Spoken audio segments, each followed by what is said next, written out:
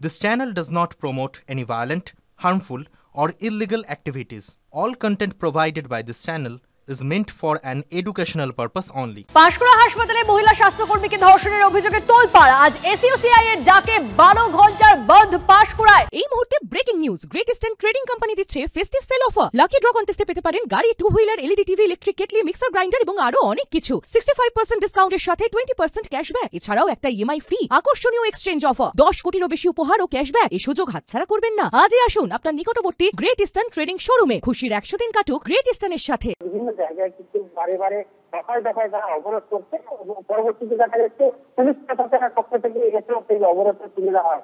এই মুহূর্তে কিন্তু বিভিন্ন জায়গায় কিছু কর্মী সমর্থকরা তারা অবরোধ চালাচ্ছে এবং দোষীদের যাকে গ্রেপ্তার করা হয়েছে আব্বাসকে, সেই আব্বাসের কঠোর শাস্তি তারা দাবি করছে। তার পাশাপাশি এই ধরনের নেতাজি যাতে বন্ধ হয় সেই হিসাবে তারা সরব হয়েছে এবং তার পাশাপাশি দেখা যাচ্ছে যে এই পাঁশকুড়ার যে বন্ধকে ঘিরে বিভিন্ন এলাকাতে যে দোকানপাট বাজারহাট সকাল থেকে যেহেতু বন্ধ ছিল, বেলা হতে কিন্তু বিক্ষিপ্তভাবে বিভিন্ন জায়গায় দোকানপাট বাজারহাট খুলছে। ফলে এসএসসির ডাকা এই যে বন্ধ এখনো পর্যন্ত ভোটের উপরে শান্তিপূর্ণ, এখনো পর্যন্ত যা দেখা যাচ্ছে পরবর্তীতে কোনো ঘটনা ঘটে কিনা সেটাই এখন দেখার বিষয়। বেশ, নজর রাখো কনিষ্ক, ধন্যবাদ।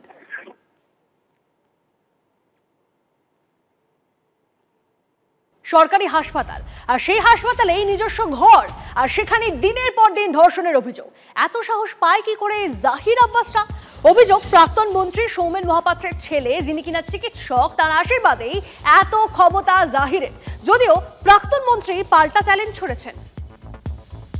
তোষামোদের বিনিময়ে সরকারি হাসপাতালে কার্যত সমান্তরাল প্রশাসন চালানো, সঙ্গে পেটোয়া বাহিনী রাখা, সেই ক্ষমতা জাহির করে একের পর এক স্বাস্থ্যকর্মীকে ধর্ষণের অভিযোগ। পাঁশকুড়া সুপার স্পেশালিটি হাসপাতালের ফেসিলিটি ম্যানেজার জাহির আব্বাস খানের দুষ্কর্মের তালিকা দিনে দিনে দীর্ঘ হচ্ছে। কিন্তু কোন ক্ষমতা বলে জাহির এতটা বেপরোয়া?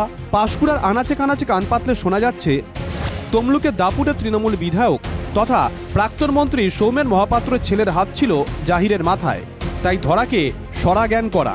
অন্য অনেকের মাথায় হাত নিয়ে যেখানে ডাক্তার বোধিসত্ত্ব মহাপাত্রর নাম নির্দিষ্টভাবে আসছে, আমি নক্কারজনক যে তিনিও একজন চিকিৎসক, তার মাথায় হাত রেখে মাত থাকায় এই ধরনের ঘটনা দিনের পর দিন ঘটছে। এই অভিযোগের সঙ্গে একমত পাঁশকুড়া রাজনৈতিক মহলের একাংশ। বিগত দিনের বিভিন্ন রাজনৈতিক প্রেক্ষাপটে ওদের ফুটেজ আছে, সেটা প্রমাণ করার দায়িত্ব আমার আছে। আমি প্রমাণ করে দেব যে ওই সমস্ত নেতাদের সঙ্গে ওর সম্পর্ক আছে এবং ফুটেজ আছে।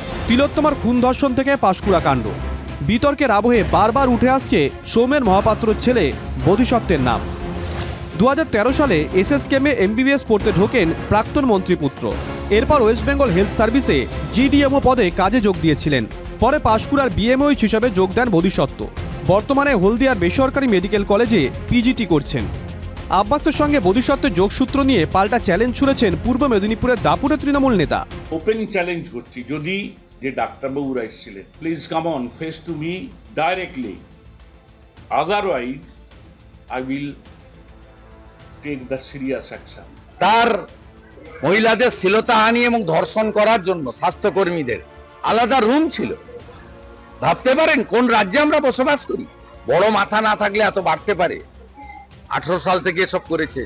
সরকারি হাসপাতালে ধর্ষণ কাণ্ড, জাহিরের বিরুদ্ধে নতুন নতুন ধর্ষণের অভিযোগ সামনে আসা, এই বিতর্কের জালে ক্রমশই জড়িয়ে যাচ্ছে তৃণমূলের বর্ষিয়ান বিধায়কের ছেলের নাম।